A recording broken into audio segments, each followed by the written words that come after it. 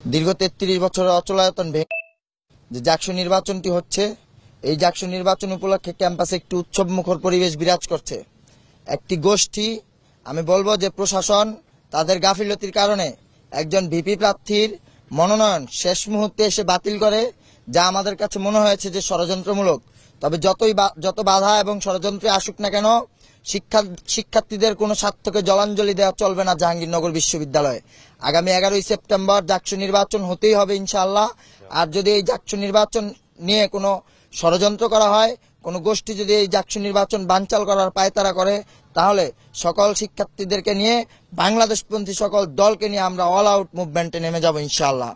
আর আমরা দেখতে পাচ্ছি কয়েকদিন ধরে যে পলাতক ফ্যাসিস্ট আওয়ামী লীগের দোসর যারা ছাত্রলীগের পদে ছিল, ব্লকে থেকেছে, অপরাজনীতি করেছে বিগত ৫-৭ বছরে এবং জুলাইয়ে হামলা করেছে, তারা কিভাবে এখন এসে এই বিশ্ববিদ্যালয় ক্যাম্পাসে বিভিন্ন প্রার্থীর হয়ে প্রচারণা চালাচ্ছে তা আমাদের বোধগম্য হচ্ছে না।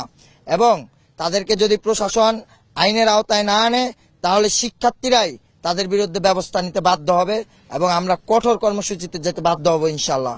আগামী 11ই সেপ্টেম্বর জাকসু নির্বাচন হতেই হবে এবং বাংলাদেশ জাতীয়তাবাদী ছাত্রদল মনোনীত প্যানেল ভূমিধস বিজয় অর্জন করবে ইনশাআল্লাহ। জাহাঙ্গীরনগর বিশ্ববিদ্যালয়ের জাকসু নির্বাচনের আর মাত্র প্রচারণার একদিন বাকি। আজকে 8 তারিখ, 9 তারিখে আমাদের প্রচারণার সময় শেষ হয়ে যাবে এবং তারপরে 11 তারিখে নির্বাচন অনুষ্ঠিত হবে।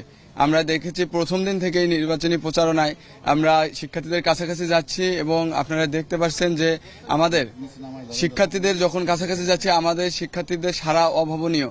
আমরা আশা করছি যে শিক্ষার্থীরা যে উৎসবমুখর পরিবেশে আমাদেরকে গ্রহণ করছে এবং আমরা তাদের কাছে যাচ্ছি। আপনারা দেখবেন আমরা আমাদের প্যানেলের ফুল প্যানেল নিয়ে বের হয়েছি নির্বাচনী প্রচারণায় এবং আমাদের অভাবনীয় সারা আমরা মনে করছি যে 11 তারিখে আমাদের প্যানেল সাধারণ শিক্ষার্থীদের ভোটে একদম খুবই সাফল্যমণ্ডিতভাবে বা অতীত ঐতিহ্য যেরকম ছিল সেই রকম ভাবে আমরা জয়লাভ করব।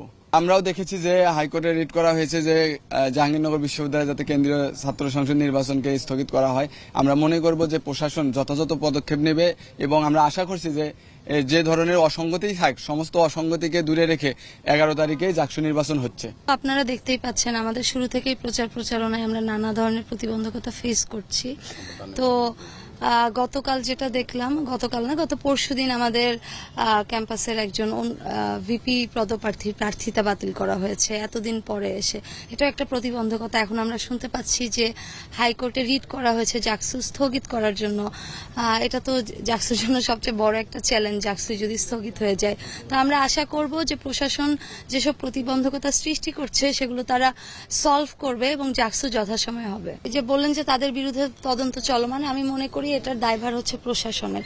প্রশাসন তাদেরকে নিয়ে 1 বছর পর্যন্ত, 1 বছর হয়ে গিয়েছে, এখন পর্যন্ত কোনো তদন্তই করছে, যেখানে কিছু ফুটেজ প্রচুর স্পষ্ট। আমার মনে হয় যে এখানে যে প্রশাসনের গাফিলতির কারণে তারা এই সুযোগটা পাচ্ছে।